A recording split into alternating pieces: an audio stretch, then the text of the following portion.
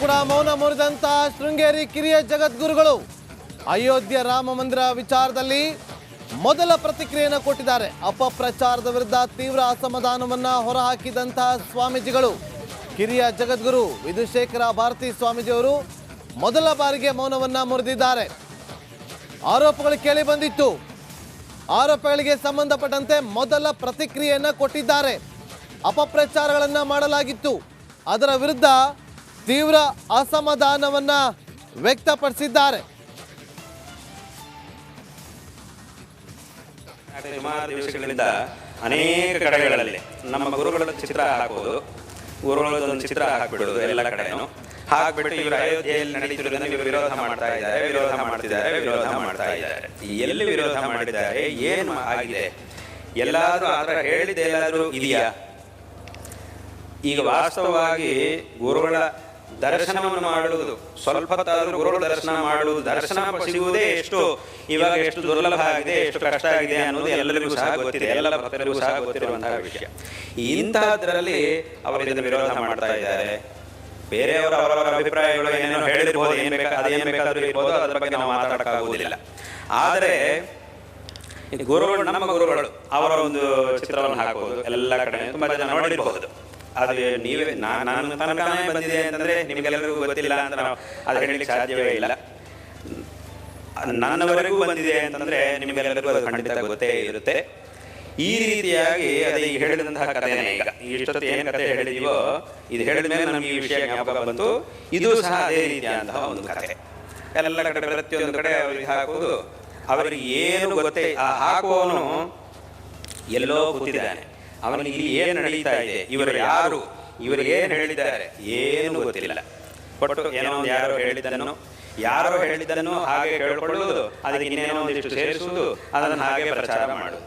ಯಾರೋ ಹೇಳಿದ್ದನ್ನು ಕೇಳ್ಕೊಂಡು ಹೇಳುವುದಾದ್ರೆ ಅದಕ್ಕೆ ನೀವೆಲ್ಲರೂ ಯಾಕೆ, ನೀವೆಂತಂದ್ರೆ ಅವರು ಹೇಳುವವರು, ಅವರು ಯಾಕೆ ಏನಾದರೂ ಒಂದು ಪ್ರಮಾಣ ಪೂರ್ವಕವಾಗಿ ಇದು ಹೀಗೆ ಅಂತ ಹೇಳಿದ್ರೆ ಆಗ ಅದನ್ನು ಎಲ್ಲರೂ ನೋಡಿ ಇದು ಹೀಗೆ ಅಂತ ತಿಳ್ಕೊಳ್ಳಬಹುದು.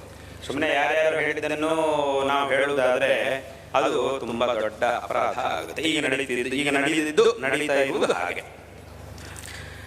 ಹಾಗಾಗಿ ಇಂತಹ ಒಂದು ವಿಷಯಗಳ ಬಗ್ಗೆ ಎಲ್ಲರೂ ಸಹ ತುಂಬಾ ಜಾಗರೂಕರಾಗಿರಬೇಕು. ನಾನು ಇದನ್ನು ಯಾಕೆ ಹೇಳ್ತಾ ಇದ್ದೀನಿ ಅಂತಂದ್ರೆ, ಯಾವುದೇ ಒಂದು ಲೌಕಿಕವಾದ ರಾಜಕೀಯವಾದ ವಿಷಯಗಳ ಸಂಬಂಧವಿಲ್ಲದೆ ನಿರಂತರ ತಮ್ಮ ಅನುಷ್ಠಾನದಲ್ಲಿದ್ದು ಯಾವಾಗಲೂ ಆ ಬ್ರಹ್ಮಚಿಂತನೆಯಲ್ಲಿದ್ದು ಭಕ್ತರ ಒಂದು ಶ್ರೇಯಸ್ಸನ್ನು, ಶಿಷ್ಯರ ಒಂದು ಶ್ರೇಯಸ್ಸನ್ನು ಬಯಸ್ತಾ ಇರತಕ್ಕಂತಹ ಒಬ್ಬ ವ್ಯಕ್ತಿಯ ವಿಷಯದಲ್ಲೇ ಹೀಗಾಯಿತು ಅಂತಂದ್ರೆ ಇನ್ನು ಸಾಮಾನ್ಯ ಬೇರೆಯವರ ವಿಷಯದಲ್ಲಿ ಎಷ್ಟಾಗೋದು ಅನ್ನೋದನ್ನ ನಾವು ಊಹೆ ಮಾಡಲಿಕ್ಕೂ ಸಾಧ್ಯವಿಲ್ಲ.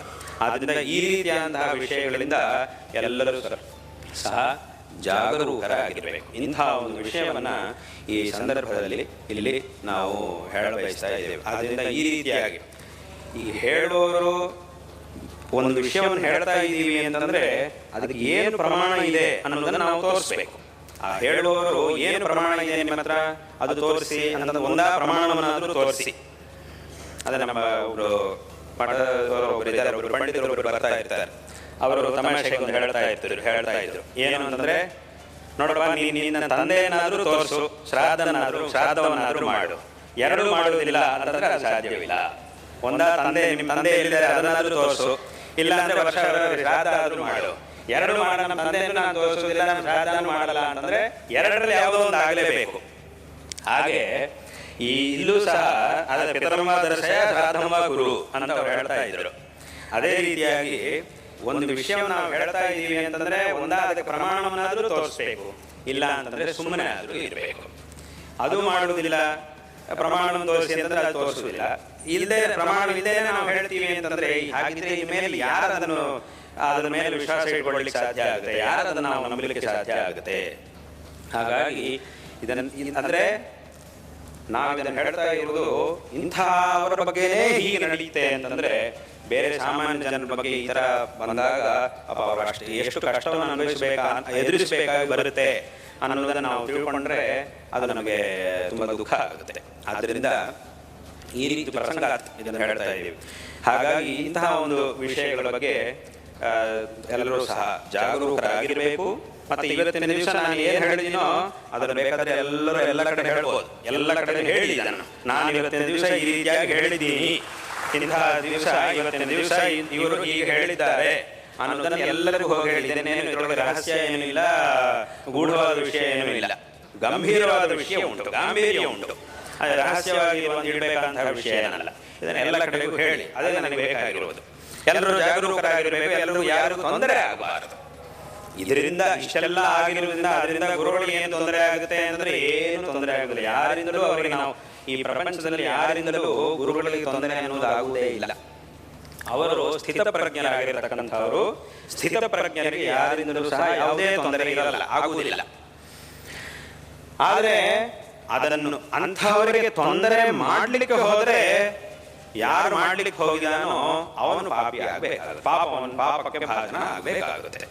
ಇದು ಆಗಬೇಡಿ, ಇದು ಆಗಬಾರದು ಅನ್ನುವಂತಹ ವಿಷಯವನ್ನು ನಾವು ಇಲ್ಲಿ ಹೇಳ ಬಯಸ್ತಾ ಇದ್ದೇವೆ. ಇತ್ತೀಚೆಗೆ ಏನಾಗ್ತದೆ, ಸುಮಾರು ದಿವಸಗಳಿಂದ ಅನೇಕ ಕಡೆಗಳಲ್ಲಿ ನಮ್ಮ ಗುರುಗಳ ಚಿತ್ರ ಹಾಕುವುದು. ಮತ್ತಷ್ಟು ಮಾಹಿತಿಯನ್ನು ಕೊಡೋದಕ್ಕೆ ನಮ್ಮ ಪ್ರತಿನಿಧಿ ಚೇತನ್ ಲೈವ್ನಲ್ಲಿ ಜಾಯ್ನ್ ಆಗಿದ್ರೆ. ಚೇತನ್, ಒಂದಷ್ಟು ವಿವಾದಗಳು ಹುಟ್ಟಿಕೊಂಡಿತ್ತು. ಯಾಕೆಂದರೆ ಹೋಗ್ತಾರೆ ಅಂತಿತ್ತು, ಹೋಗೋದಿಲ್ಲ ಅಂತ ಹೇಳಲಾಗ್ತಾ ಇತ್ತು. ಆದರೆ ಎಲ್ಲಿ ಹೇಳಿದ್ದೀನಿ, ಯಾವಾಗ ಹೇಳಿದ್ದೀನಿ ಅಂತೇಳಿ ಈಗ ಪ್ರತಿಕ್ರಿಯೆಯನ್ನು ಕೊಟ್ಟಿದ್ದಾರೆ. ಏನಾಗ್ತಾ ಇದೆ ಈ ವಿಚಾರದಲ್ಲಿ ಚೇತನ್?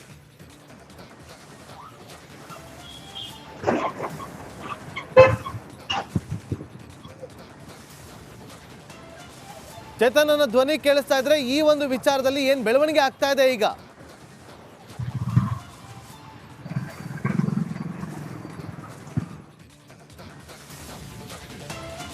ಸಂಪರ್ಕ ಸಾಧ್ಯ ಆಗ್ತಾ ಇಲ್ಲ. ಮತ್ತೊಮ್ಮೆ ಅವರನ್ನ ಸಂಪರ್ಕ ಮಾಡುವಂಥ ಕೆಲಸವನ್ನ ಮಾಡ್ತೀವಿ. ನೋಡಿ, ಈಗ ಮೌನವನ್ನ ಮುರಿದಿದ್ದಾರೆ ಶ್ರೀಗಳು.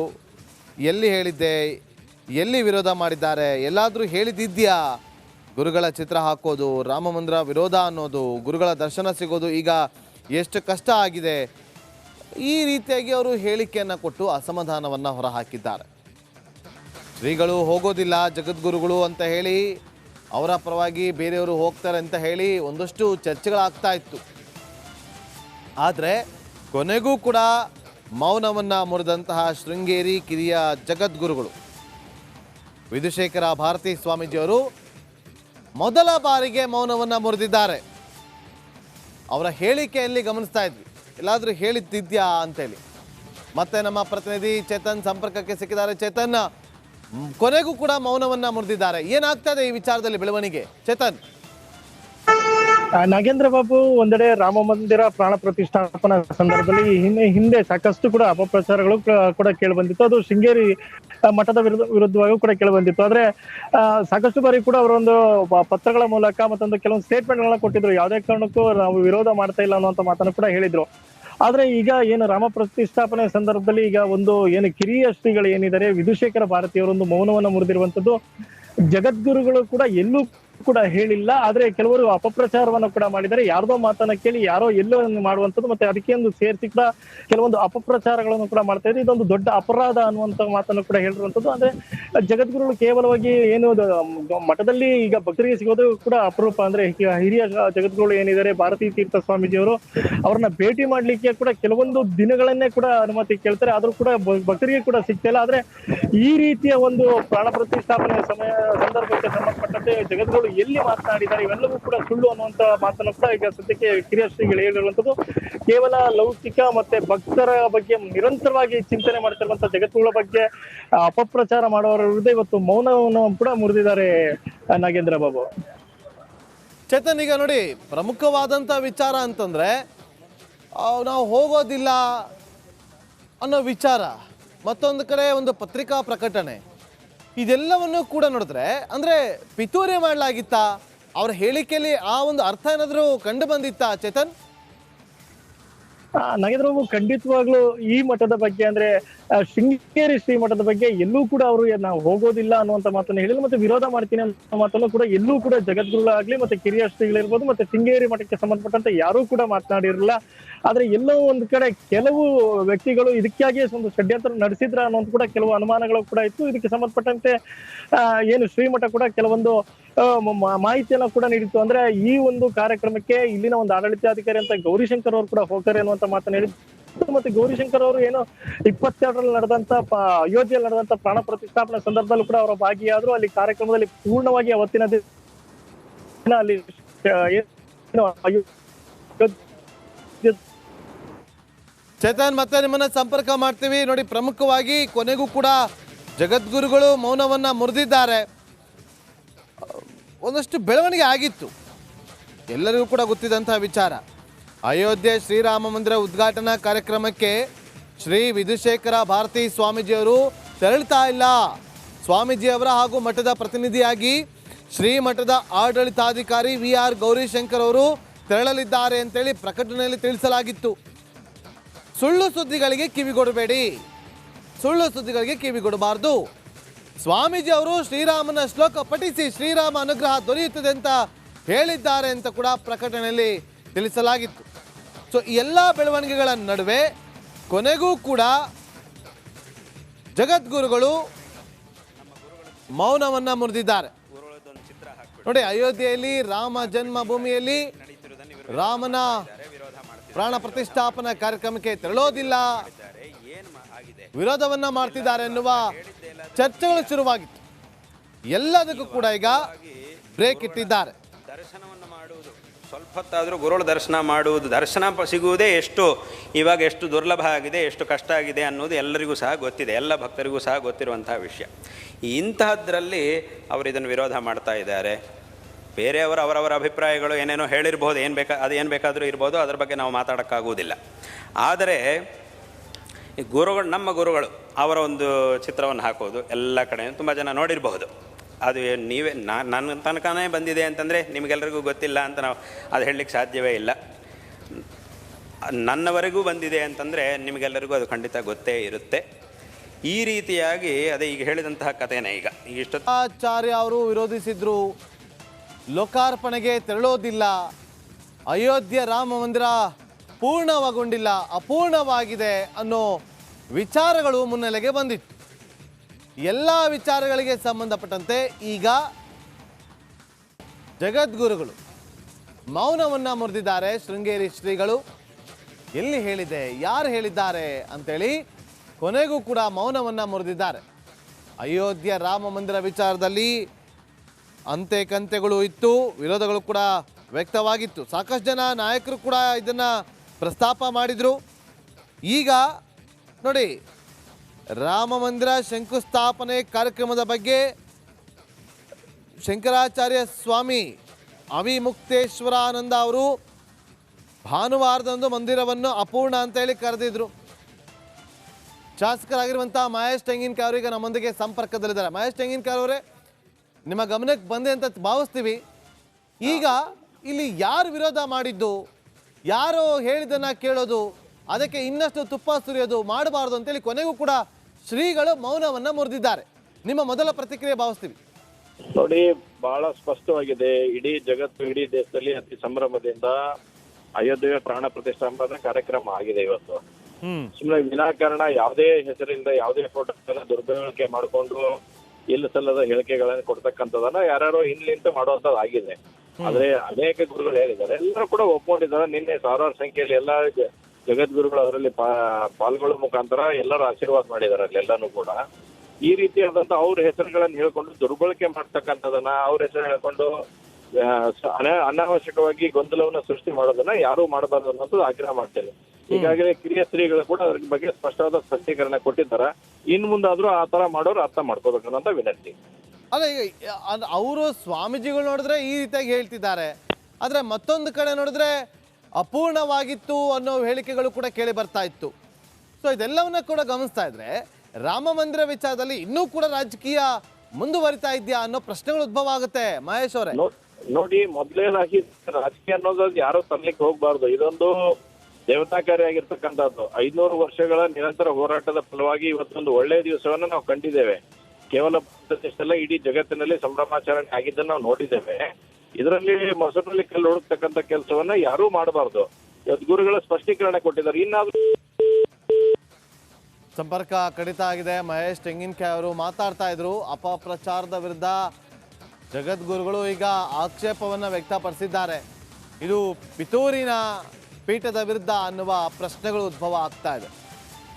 ಸಾಕಷ್ಟು ಚರ್ಚೆಗಳು ನಡೀತಾ ಇತ್ತು. ಅಪೂರ್ಣವಾಗಿದೆ ಅನ್ನೋ ವಿಚಾರಗಳು, ಶಂಕರಾಚಾರ್ಯ ಮಠದಿಂದ ವಿರೋಧಗಳು ವ್ಯಕ್ತವಾಗ್ತಾ ಇದೆ ಅನ್ನುವ ಹೇಳಿಕೆಗಳು ಎಲ್ಲರೂ ಕೂಡ ಗಮನಿಸಿದ್ದಾರೆ.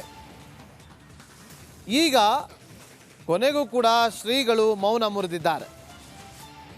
ಎಲ್ಲಿ ಹೇಳಿದ್ದು, ಯಾವಾಗ ಹೇಳಿದ್ದು, ಯಾಕೆ ಈ ವಿಚಾರದಲ್ಲಿ ಈ ರೀತಿಯಾಗಿ ನಡೀತಾ ಇದೆ, ಗುರುಗಳ ದರ್ಶನ ಸಿಗೋದು ಈಗ ಎಷ್ಟು ಕಷ್ಟ ಆಗಿದೆ, ಗುರುಗಳ ಚಿತ್ರ ಹಾಕೋದು, ರಾಮ ಮಂದಿರ ವಿರೋಧ ಅನ್ನೋದು ಇದೆಲ್ಲವೂ ಕೂಡ ಬೇಸರ ತಂದಿದೆ ಅಂಥೇಳಿ ಯಾರು ವಿರೋಧ ಮಾಡಿದ್ದಾರೆ, ಎಲ್ಲಿ ವಿರೋಧ ಮಾಡಿದ್ದಾರೆ, ಎಲ್ಲಾದರೂ ಹೇಳಿದ್ದಿದ್ಯಾ ಅಂತೇಳಿ ಪ್ರಶ್ನೆನ ಕೂಡ ಮಾಡಿದ್ದಾರೆ ಕಿರಿಯ ಜಗದ್ಗುರು ವಿಧುಶೇಖರ ಭಾರತಿ ಸ್ವಾಮೀಜಿಯವರು.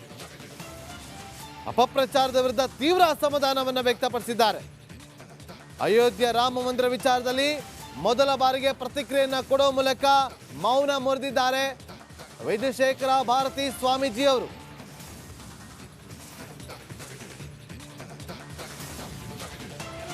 ನೋಡಿ ಇದು ಹೀಗೆ ಅಂತ ತಿಳ್ಕೊಳ್ಳಬಹುದು. ಸುಮ್ಮನೆ ಯಾರ್ಯಾರು ಹೇಳಿದ್ದನ್ನು ನಾವು ಹೇಳುವುದಾದರೆ ಅದು ತುಂಬ ದೊಡ್ಡ ಅಪರಾಧ ಆಗುತ್ತೆ. ಈಗ ನಡೀತಾ ಇರುವುದು ಹಾಗೆ.